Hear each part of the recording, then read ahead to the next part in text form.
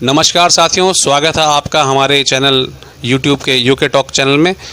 जैसा कि आप सभी लोग जानते हैं कि पहले हमने जो है आपको आरटीओ के खिलाफ एक जो सूचना का अधिकार संजीव रावत जी के द्वारा लगाया गया था उसके विषय में आपको जानकारी दी थी।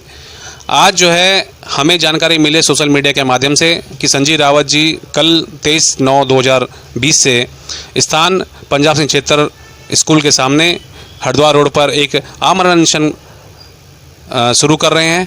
और आज हम अपने खास इस बातचीत में संजीव रावत जी से कुछ प्रश्न करेंगे, कुछ सवाल जवाब लेंगे और उसकी जानकारी जो है आप लोगों को बताएंगे कि आखिर उनके मन में ये विचार कैसे आया। मिलिए, स्वागत है भाई साहब आपका। मैं अब अपने दर्शकों को ये बताना चाहता हूँ कि आपके माध्यम से जो है विगत कई वर्षों से ये प्रयास किया जा रहा है कि इस कार्यालय के भीतर जितना भी शोषण जनता का किया जा रहा है उस शोषण को दूर करने के लिए आपने समय समय पर आरटीआई के माध्यम से, अन्य संसाधनों के माध्यम से अपने कई ऐसी चीज़ें जुटाई है जिसके मार्फत जो है आप यहाँ पर आज इस धरने को, इस अमर अनशन को स्टार्ट करने जा रहे हैं। मैं संजीव जी आपसे जानना चाहता हूँ कि आपके मन में ये विचार किस प्रकार से है। ऐसा है सुरेंद्र जी, मैं आज से 7 साल पहले वहाँ आरटीओ के गेट के बाहर चाय की दुकान चलाता था। वहाँ पर मेरे मन में ये ख्याल आया कि जैसे हमारे लोग, बाहर के लोग आते थे तो ये बिचौले लोग उनके साथ धांधलेबाजी करके उनसे ज़्यादा पैसे ले लेते थे। और फिर मेरे अंदर एक गलत आदत क्या है कि मैं जो भी बोलूँगा एकदम सच बोल दूँगा और साफ बोल दूँगा। तो मैं उन लोगों को बताता था कि भैया आप बिचौलियों के पास ना जा कर के फलानी खिड़की पे जाया जाए या इस खिड़की पे जाके आप लोग अपना काम कराइए। तो ये अराजक तत्व और अंदर से जो कर्मचारी उसमें संलिप्त थे वो लोग मेरे को कभी आर्थिक, कभी मानसिक इससे परेशान करते थे। कभी जंगलात को बोल दिया, कभी पुलिस को बोल दिया या कभी किसी को बोल के मेरे को वहाँ पर, जब तक मैं 6-7 साल मैंने वहाँ पर चाय की दुकान चलाई, इन्होंने मेरा भरपूर शोषण किया। उसके बाद मैंने वो काम बंद करके किसी भाई के साथ फोटो स्टेट का काम वहाँ पर शुरू करा। पर फिर भी ये जो सच्चाई का कीड़ा था कि आदमी को बता देना, तो मैं ऐसे कार्य करता था। तो उसके बाद मेरे को धीरे धीरे यहाँ इस चीज़ की वो हुई कि ये लोग ऐसा करते हैं। तो फिर मैंने आरटीआई के माध्यम से एक आरटीओ ऑफिस पर लगाई, जिसके द्वारा मेरे को कुछ और चौंकाने वाली जानकारी मिली।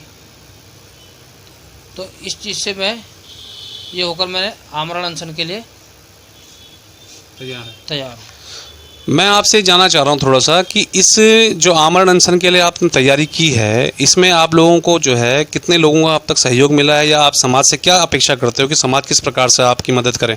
मैं तो समाज को यही कहना चाहता हूँ कि भैया ये भ्रष्टाचार की जड़ है। हम आज अगर हम इसको रोकेंगे नहीं तो हमारे बच्चों के अंदर भी आगे भविष्य में, अगर आप लाइसेंस बनाने जाते हैं तो आप 100 में से 90 लाइसेंस ऐसे है कि जो आरटीओ में दलालों के थ्रू बनाए जाते हैं। अच्छा, एक चीज़ और मैं जानना चाह रहा था, थोड़ा सा आप दर्शकों को बताना चाहें कि जो ये लाइसेंस बनाने तक की प्रक्रिया है, क्या यहीं पे सिर्फ दलाली चलती है, या जैसे उसके अलावा जो गाड़ी के फिटनेस या इत्यादि और भी कई काम होते हैं जो ट्रांसपोर्टरों को या जो अपने सवारी गाड़ी चलाते हैं उन लोगों के साथ उनको जो कार्य करना होता है, उसमें भी इस प्रकार की दलाली का देखा आपने कभी? यहाँ हर प्रकार की वो है, गाड़ियों की फिटनेस में, परमिट में, टैक्स में, हर प्रकार के उसमें बिना दलाली के कोई कार्य नहीं होता है। जैसा कि आप सभी लोग जानते हैं कि ऋषिकेश में जो आरटीओ कार्यालय है वो कार्यालय सिर्फ और सिर्फ जो है ऋषिकेश का कार्यालय नहीं है। ये पूरी चारधाम यात्रा को और पूरे देश विदेश से आए हुए हमारे सभी सैलानियों को केंद्रित करता है और उसके ऊपर कार्य करता है। परंतु इस तरह की स्थिति जो कि हमारे प्रदेश को पर्यटन प्रदेश कहा गया है, लेकिन पर्यटन प्रदेश के अंदर इस प्रकार की घटना एक आरटीओ कार्यालय के अंदर होना और उस कार्यालय में इस प्रकार से जनता का शोषण किया जाए हर प्रकार से। देखिए जैसे कि आपने बताया कि वहाँ पर जो है पैसे का गोरख धंधा चलता है, कागजों के नाम पर सिर्फ और सिर्फ जो है खाई बाड़ी का काम चल रहा है। सरकार मौन बैठी हुई है, गरीब प्रताड़ित हो रहा है। और गुड्डू बेचारे, जैसे हमारे संजीव भाई है, गुड्डू आपको प्यार से कहते हैं, इनके जैसे लोग जो है मानसिक प्रताड़ित भी हो रहे हैं और आर्थिक रूप से भी शोषित किए जा रहे हैं। और सबसे बड़ी दिक्कत जो है कि इनको जो एक काम वहाँ पर करते हैं वो कार्य नहीं करने दिया जा रहा है। मेरा अपनी जनता से इस पूरे उत्तराखंड की। और मैं ये समझता हूँ कि जो आरटीओ परिवहन विभाग है ये सिर्फ जो है केंद्र से शासित होता है, केंद्र से के निर्देशों पर चलता है। और मैं चाहता हूँ कि भाई आप सभी लोग अधिक से अधिक इस जो वीडियो है हमारी इसको शेयर करें, आगे बढ़ाएं। बाकी मैं एक और बात जानना चाहता हूँ कि आपकी जो है डिमांड क्या क्या है सरकार से?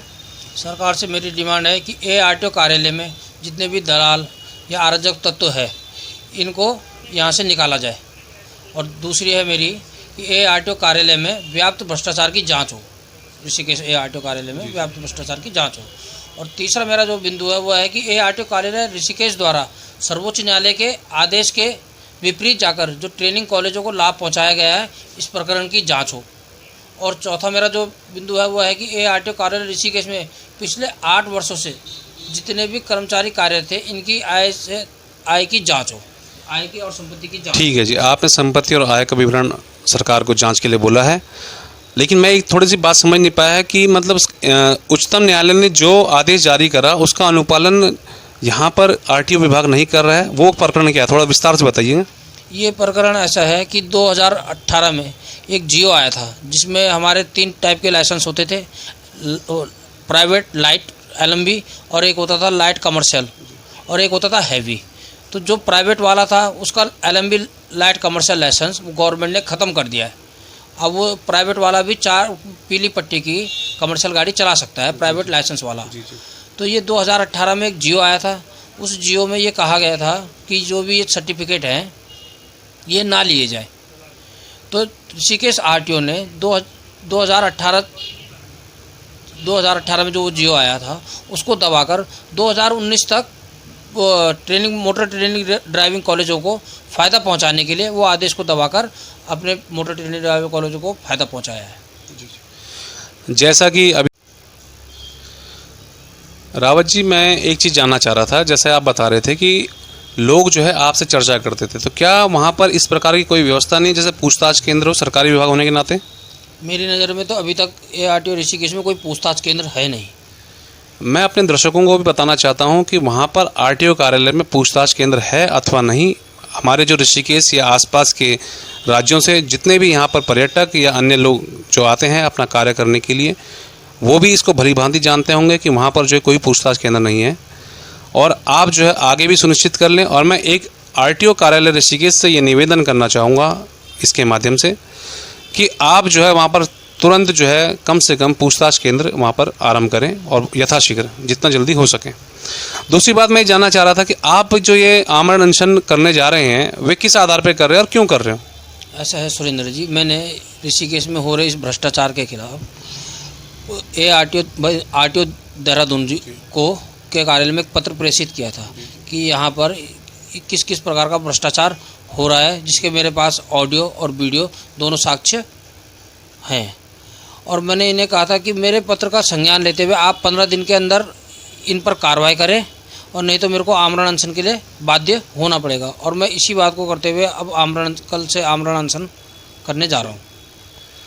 जैसा कि आपने संजीव राव जी को सुना, उनके बारे में जानकारी ली कि वो इस अनशन को क्यों करना जा रहे हैं, मैं आप लोगों को ये बताना चाहता हूँ कि भाई आप लोग जो है ARTO से भलीभांति परिचित है।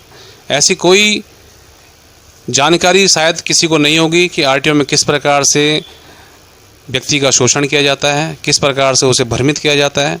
मैं अपने दर्शकों से, यहाँ की आम जनता से, संपूर्ण उत्तराखंड क्षेत्र में और हमारे देश विदेश, यहाँ तक कि हमारे सारे भारत के राज्यों से आए हुए जितने भी पर्यटक सैलानी होते हैं उन सभी से मैं निवेदन करना चाहता हूँ कि आप लोग हमारी इस वीडियो को, हमारे इस विचार को संजीव भाई को सहयोग करने के लिए अधिक से अधिक जनमत जो है सोशल मीडिया के माध्यम से उपलब्ध कराएं, जिससे कि जो इनकी बात भारत स्तर पे सुनी जाए, ना कि सिर्फ उत्तराखंड स्तर पे। क्योंकि पीछे हम कई वक्तव्यों में सुन चुके हैं, हमारे जो माननीय परिवहन मंत्री नितिन गडकरी जी हैं, उनने खुद कहा कि आरटीओ आज जो है चंबल के डाकुओं से भी खतरनाक हो चुका है।